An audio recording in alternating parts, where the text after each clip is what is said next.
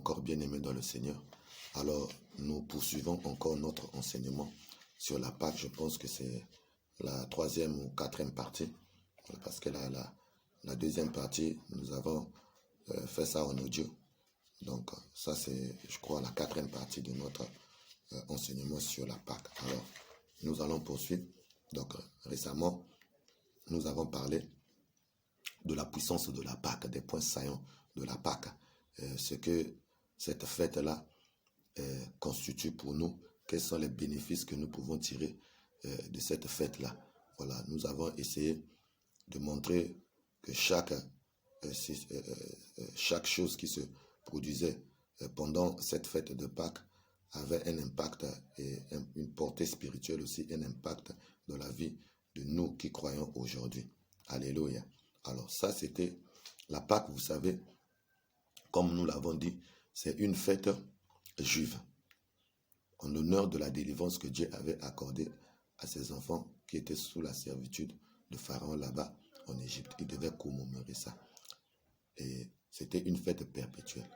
Mais quand le Seigneur Jésus est arrivé, les choses vont changer. Nous allons voir la Pâque dans la Nouvelle Alliance. Donc la Pâque dans la Nouvelle Alliance. Est-ce que l'Église aujourd'hui doit célébrer la Pâque? Voilà, l'Église du Seigneur. C'est-à-dire que ceux qui ont reçu Jésus comme Seigneur et Sauveur personnel. Parce que cette fête, elle était juive. Voilà, elle était juive. Elle n'était pas chrétienne. C'était une fête juive. Maintenant, nous qui sommes devenus des chrétiens, les Juifs qui sont devenus des chrétiens, ceux des nations qui sont devenus des chrétiens, est-ce qu'aujourd'hui, ils peuvent célébrer la Pâque à l'image de l'Ancien Testament? Alors, nous allons voir que dans la parole de Dieu, ni Jésus, ni ses disciples n'ont institué des jours de fête particuliers. Voilà. Alors, quand vous voyez, excusez-moi, l'apôtre Paul est en train de reprocher aux chrétiens de Galatie de se conformer à des traditions et à des coutumes inutiles. Dans Galates chapitre 3 là-bas, au verset 1, il dit « Ô Galates dépourvus de sens, qui vous a fasciné, vous aux yeux de qui Jésus-Christ a été peint comme crucifié? Voici seulement ce que je veux apprendre de vous. Est-ce par les œuvres de la loi que vous avez reçu l'Esprit ou par la prédication de la foi ?» Il dit « Êtes-vous tellement dépourvus de sens après avoir commencé par l'Esprit? Voulez-vous maintenant finir par la chair ?» Vous voyez que les chrétiens de Galate, il y a eu des gens qui sont passés pour leur dire oui, même si vous avez cru au Seigneur Jésus, mais vous devez continuer à observer la loi de Moïse, vous devez continuer à faire la circoncision de chair, tout ça.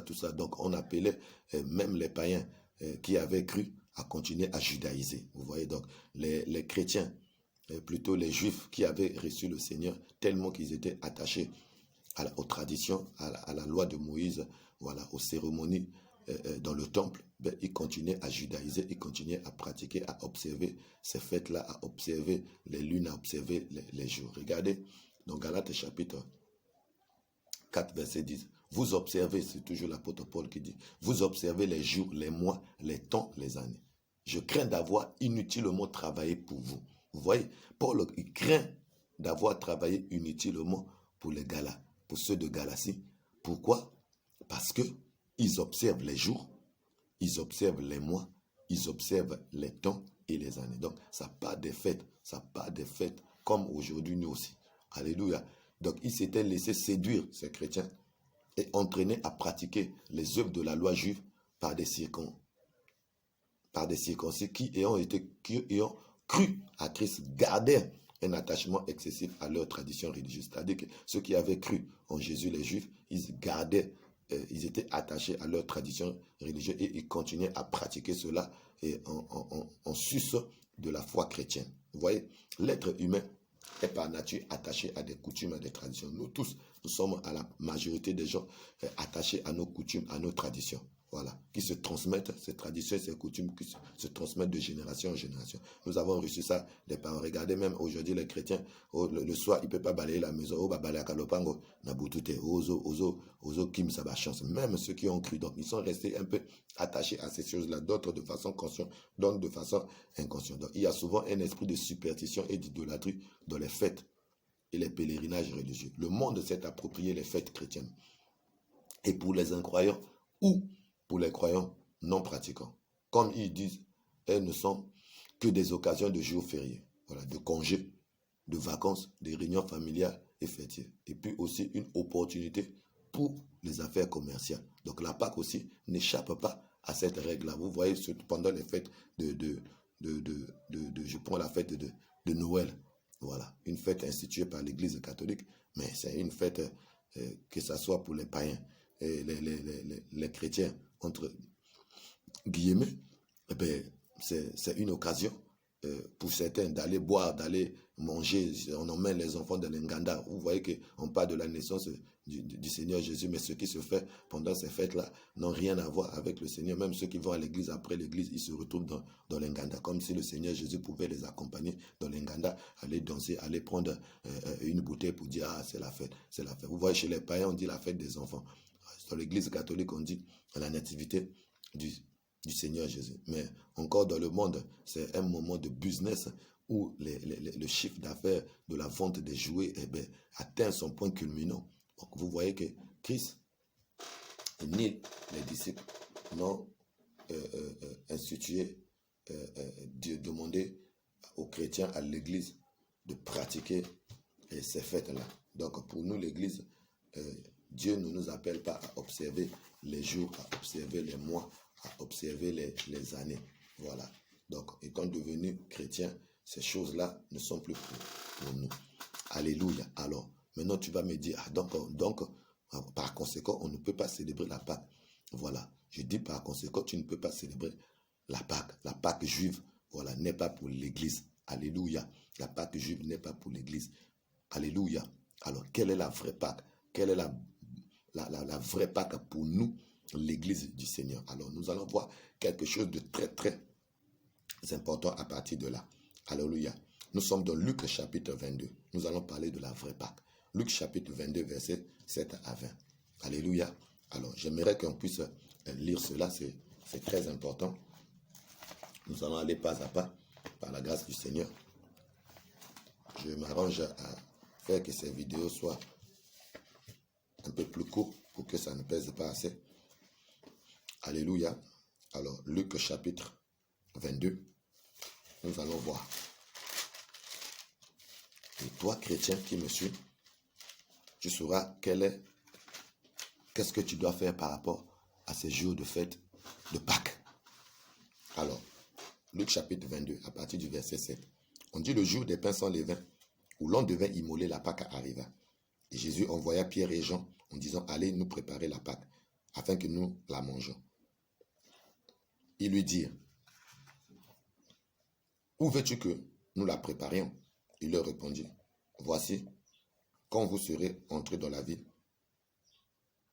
vous rencontrerez un homme portant une cruche d'eau, suivez-le dans la maison où il entrera. Et vous direz au maître de la maison, le maître te dit, où est le lieu où je mangerai la Pâque avec mes disciples? Et il vous montrera une grande chambre haute meublée. C'est là que vous préparerez la Pâque. Vous voyez que Jésus, le Seigneur Jésus, est né sous la loi. Il était venu accomplir la loi. Il célébrait la Pâque chaque année. Donc Jésus est né sous la loi. Voilà. Et la Bible montre que Christ est venu accomplir la loi et les prophètes. Donc la loi et les prophètes se sont accomplis. Voilà pourquoi le Seigneur célébrait ces fêtes-là. Donc il célébrait chaque année la Pâque. Mais dans le texte que nous venons de voir, cette Pâque-là, le Seigneur a demandé aux disciples, les envoyer quelque part pour qu'ils voient un homme qui devait préparer un endroit où le Seigneur devait passer cette Pâque-là avec ses disciples. Mais pendant cette nuit de la Pâque, il y a eu quelque chose de différent que le Seigneur a fait. Regardez à partir du verset 12. Non, à partir du verset 14. Non, verset 13, excusez-moi. Ils partirent et trouvèrent les choses comme il le leur avait dit. Et ils préparèrent la Pâque. Verset 14. L'heure étant venue, il se mit à table et les apôtres avec lui.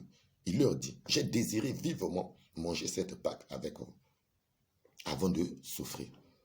Car je vous le dis, je ne la mangerai plus jusqu'à ce qu'elle soit accomplie dans le royaume de Dieu. Vous voyez que le Seigneur désirait vivement manger cette dernière Pâque pour lui avant de souffrir. Donc pour lui, parce qu'il devait mourir. Et il dit aux disciples que je ne la mangerai plus jusqu'à ce qu'elle soit accomplie dans le royaume de Dieu. Qu'est-ce que le Seigneur ne devait plus manger et qui soit accompli dans le royaume de son Dieu? C'était la fête de la Pâque. Ça, c'est la dernière Pâque. Il a dit que cette fête-là, je ne vais plus la Pâque, je ne vais plus la manger jusqu'à ce que cette Pâque juive-là soit accomplie dans le royaume de son Père. Alléluia. Donc Jésus est la vraie Pâque. Jésus est venu accomplir la vraie Pâque. Alléluia. Alléluia. Bien-aimé Jésus, c'est lui, cet agneau qui devait être immolé. Et Christ n'a pas été immolé dans un tabernacle fait de la main des hommes bien-aimés, mais dans un tabernacle plus grand et plus excellent.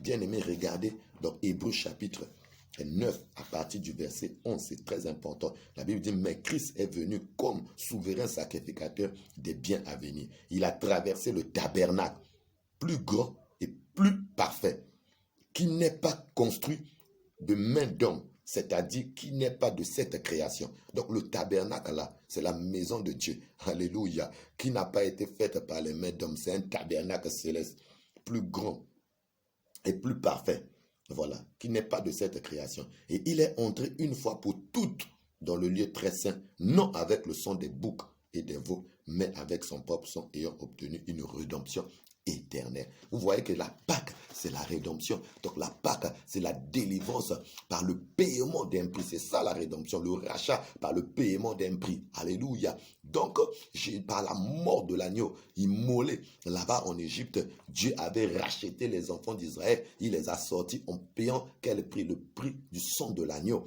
Or, Jésus est l'agneau de Dieu immolé. Donc cette fête a une portée prophétique. Ça annonçait la mort de Jésus à la croix pour le salut de l'humanité entière, pour la délivrance de tous les hommes. Donc la vraie Pâque, bien-aimé, s'est accomplie dans le royaume de Dieu. Et à quel moment cette fête juive que Dieu avait demandé de commémorer et c'est accompli, mais c'est par la mort de Jésus-Christ. Jésus, en mourant à la croix, il est entré dans un tabernacle plus grand, plus excellent, comme le souverain sacrificateur qui avait l'habitude d'entrer dans le temple pour offrir une fois l'année les sacrifices pour le péché de tout le peuple. Lui-même, il incarnait le peuple et par ce sacrifice-là, il faisait l'expiation des péchés de tout le peuple. Mais ce grand souverain sacrificateur, et Hébreu est en train de montrer Jésus, c'est le véritable et souverain sacrificateur qui est entré dans le tabernacle, pas des hommes, mais un tabernacle plus grand, plus excellent, un tabernacle qui n'est pas de la création de ce monde, un tabernacle parfait, un tabernacle de Dieu lui-même.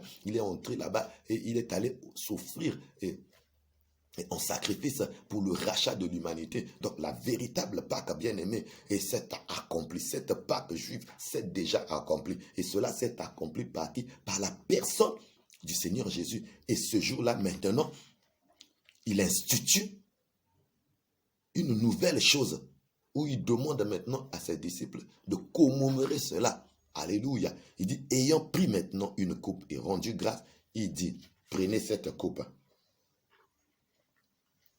Prenez cette coupe et distribuez-la entre vous, car je vous le dis, je ne boirai plus désormais du fruit de la vigne jusqu'à ce que le royaume de Dieu soit venu. Ensuite, il prit du pain et après avoir rendu grâce, il le rompit et le leur donna en disant, ceci est mon corps qui est donné pour vous, faites ceci en mémoire de moi. Il prit de même la coupe après le souper et la leur donna en disant, cette coupe est la nouvelle alliance en mon sang qui est répandue pour vous. Voilà. Donc, Jésus a institué une nouvelle Pâque. La nouvelle Pâque dont il s'agit pour l'Église maintenant ici, c'est la Sainte Seine. La Sainte Seine, c'est la commémoration du souvenir de la mort de notre Seigneur Jésus-Christ jusqu'à ce qu'il vienne. Alléluia. Donc Jésus lui-même a déjà accompli la Pâque juive. Maintenant, comme cela est accompli, il introduit, c'est maintenant lui, ce n'est plus cet agneau qu'on avait tué là-bas en Égypte, c'est maintenant la personne de Jésus-Christ de Nazareth. Maintenant, il introduit une nouvelle célébration, une nouvelle commémoration, alléluia, en son honneur, voilà. Et il dit, faites ceci en mémoire de moi. Le pain que nous rompons, c'est la communion au corps de Jésus. La coupe que nous buvons, c'est la communion au sang de Jésus. Alléluia. Donc le verset 19 avec nous parle du pain et de la coupe. Donc le pain, c'est le corps de Jésus qui est déchiré à la croix pour nous. La coupe, bien aimé, c'est son sang qui a été versé. Donc si nous buvons le sang et nous mangeons le pain, et nous ne pouvons entrer dans le royaume de Dieu. Alléluia. Donc la vraie Pâque, bien aimé dans le Seigneur, c'est la Sainte Seine. Donc le Seigneur a dit, faites ceci en mémoire de moi, en souvenir. Voilà. Comme en souvenir de la Pâque juive, bien aimé. Donc la véritable Pâque pour l'Église, bien aimé, c'est la Sainte Seine. Alléluia. Christ est notre vrai Pâque, bien aimé, qui a été immolé. 1 Corinthiens 5, verset 7 le dit. Christ est notre Pâque. Donc nous devons célébrer cette délivrance par la Sainte Seine. Donc chaque fois que nous nous approchons de la table du Seigneur, bien aimé dans le Seigneur, nous nous souvenons de la mort. Et Jésus est mort pour nos péchés, pour notre délivrance du péché et de la condamnation éternelle qui est attachée, voilà, qui est la conséquence du péché. Voilà. Donc Christ nous a délivrés. Donc quand nous prenons la Sainte Seine, nous nous souvenons, Jésus est mort pour nos péchés. Et nous nous souvenons qu'il va revenir pour nous chercher afin de nous emmener là où lui est aussi. Alléluia. Dieu avait sorti les enfants d'Israël de la servitude de l'Égypte pour les conduire dans la terre promise. Donc nous avons la délivrance de la servitude, de la main de l'ennemi, de la puissance du diable, de la mort. Et Dieu est en train de nous conduire, alléluia, dans son royaume. Alléluia. C'est ça la Pâque. Et 1 Corinthiens 11, 23 à 26, là-bas, Paul aussi, il répète les mêmes choses. Voilà, Paul aussi revient sur cette nouvelle Pâque. Il dit la différence de la Pâque juive qui était célébrée une fois l'an, la Sainte Seine, se fait maintenant régulièrement, c'est-à-dire que la Pâque juive, c'était une fois l'année. Mais la Sainte Seine, notre Pâque, la Pâque chrétienne, bien aimée, c'est tous les jours, c'est tous les moments, comme et quand l'Église a commencé. La vraie Pâque, c'est une réalité spirituelle, c'est une vie quotidienne, bien aimée. Dans Acte 2, 42 à 46, la Bible dit, il rompait même les pains dans les maisons. Alléluia. Il rompait les pains dans les maisons, donc il prenait la table du Seigneur régulièrement. Et le Seigneur lui-même a dit, faites ceci en mémoire, chaque fois, voilà, que vous mangez, chaque fois que vous souvenez. Donc c'est quelque chose de régulier, c'est une vie bien-aimée. 1 Corinthiens 11, 27 à 32.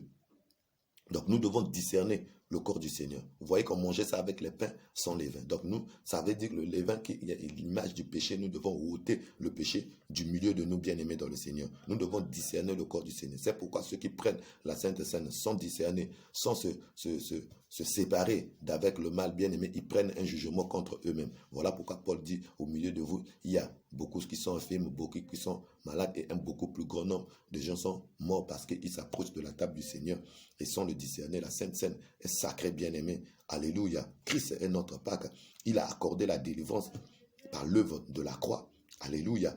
Par l'œuvre de la croix, nous avons la délivrance. À la croix, quelque chose s'est produit dans Jean 19, verset 28 à 30. Christ a eu soif, on lui a donné du vinaigre. Alléluia. Pour boire. Et on lui donna, quand il a eu soif, on lui a donné du vinaigre pour boire. Le vinaigre, c'est le symbole du péché. Voilà. C'est comme les raisins verts. Quand vous les mangez, ça agace les dents de personnes. Donc, où la Bible dit qu'on ne dise plus en Israël cet adage que les pères ont mangé des raisins verts et ce sont les dents des enfants qui sont agacés. L'âme qui pêche, c'est celle qui mourra bien-aimée. La Pâque bien-aimée, c'est ça. Jésus a pris nos péchés. Alléluia. Il a pris nos péchés. Et là, le péché est entré par la bouche. Alléluia. C'est par la bouche que le péché est sorti. Quand l'homme a mangé, et plutôt c'est par la bouche que le péché est entré dans l'humanité. Quand l'homme et la femme ont mangé le fruit défendu. Mais voilà pourquoi Dieu devait expier aussi le péché par la bouche. Donc la bouche, le vinaigre qui représente le péché a été mis dans la bouche. Et de Jésus, c'est le symbole de ce que Jésus a pris. Il a porté, il a pris nos péchés sur lui, bien-aimé. Donc c'est par la bouche que le péché est entré. C'est par la bouche aussi que le péché a été condamné, bien-aimé, alléluia, qui est entré dans le corps du Seigneur et qui a été condamné par sa mort, alléluia, alléluia. Donc, et Jésus a crié, tout est accompli. Donc, tout est accompli, c'est fini, la délivrance est totale. Donc, c'est-à-dire que tout a été totalement payé. Tout est accompli, ça a été totalement payé. Il n'y a plus de dette. La délivrance est totale et complète, bien-aimé. Pendant la mort de Jésus, et le voile du temple était déchiré, bien-aimé. Et Hébreux 10, 19 avait en train de montrer que ce voile-là, c'est le corps du Seigneur, c'est-à-dire que le passage et la présence de Dieu qui a été bloquée pour nous, l'Église maintenant, cette présence de Dieu est ouvert le temple, l'accès à la présence de Dieu qui était caché à tout le monde est maintenant ouvert. Le voile du temple est déchiré et Hébreu montre que ce voile-là, c'est le symbole du corps de Jésus qui a été meurtri à Golgotha pour nous. Donc Jésus frappé et la présence, l'accès à la présence de Dieu est donné à tout le monde, bien aimé. Donc la Pâque nous donne accès à la présence de Dieu. Alléluia. Alléluia. La Pâque nous donne accès à la présence de Dieu. Israël avait tué le Seigneur Jésus. Alléluia. C'est les Juifs qui ont tué le Seigneur. C'est le symbole de ce que Dieu avait dit à Moïse. Frappe le rocher. Donc la première fois, Israël, la loi c'est Moïse, c'est Israël. Il a frappé le rocher. Ça part de la mort du Seigneur Jésus. Mais la deuxième fois, Dieu avait dit à Moïse de parler au rocher. C'est-à-dire de ne plus frapper le rocher parce que Christ est déjà mort une seule fois. Comme Moïse a frappé le rocher, c'est pour ça qu'il n'est pas entré dans la terre de Canaan, parce que l'Église ne frappe plus le rocher, l'Église parle au rocher. Nous parlons au Seigneur Jésus. Alléluia. Donc la mort du Seigneur Jésus nous a donné accès à la présence de Dieu. Nous ne frappons plus, mais nous parlons maintenant parce que nous avons accès à la présence de Dieu. Alléluia. Donc la Pâque nous fait rentrer dans la dispensation de l'Esprit bien-aimé. Ce jour-là, la terre avait tremblé, l'Esprit est tombé bien-aimé. Et les âmes de ceux qui étaient morts, des saints qui étaient morts, et les tombeaux se sont ouverts, ils ont été ressuscités. La Pâque, c'est la résurrection, bien-aimé. Donc tous ceux qui ont Christ dans leur vie, de la même manière que Christ est mort, ressuscité, même si nous mourons physiquement aujourd'hui, nous allons ressusciter et nous allons régner avec le Seigneur. Alléluia. Donc la vraie Pâque, mon bien-aimé, c'est la Sainte Seine. Alléluia. Et cette Pâque-là, nous devons la vivre quotidiennement. C'est une réalité spirituelle. Chaque fois que les saints se rassemblent, ils peuvent célébrer la table du Seigneur. Chaque fois les saints se rassemblent, ils peuvent commémorer ce souvenir-là. Donc c'est ça la véritable Pâque de l'Église. De l'Église, ce n'est pas attaché à un jour spécial, mais c'est une réalité spirituelle. C'est une marche dans la sainteté, dans la sanctification, à cause de notre appel et la marche de la pureté. Jésus est mort pour nos péchés, nous ne devons plus pécher. C'est à cause du péché que Christ est mort à la croix. Donc nous ne devons plus continuer à pécher. Si nous continuons à pécher, nous sommes des insensés. Alléluia, alléluia. Et nous nous rappelons que le Seigneur va revenir. Donc la Pâque annonce la résurrection des morts. Alléluia. Nous régnerons avec le Seigneur un jour. Alléluia. Alors soyez bénis. J'espère que nous avons essayé de dire un peu de façon succincte, courte, ce qui concerne la Pâque. Donc la véritable Pâque pour toi n'est pas attachée à un jour. La véritable Pâque pour toi, c'est une réalité spirituelle et cela est commémoré par la Sainte Seine, le pain et le vin, le jus de raisin que nous prenons pour nous souvenir de la mort et de l'avènement de notre Seigneur. Soyez bénis et que le Seigneur soit avec vous.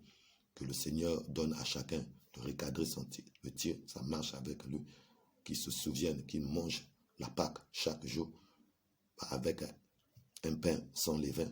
Donc, qu'il mange la Pâque dans la pureté, dans la sainteté, dans la crainte de Dieu. Alléluia.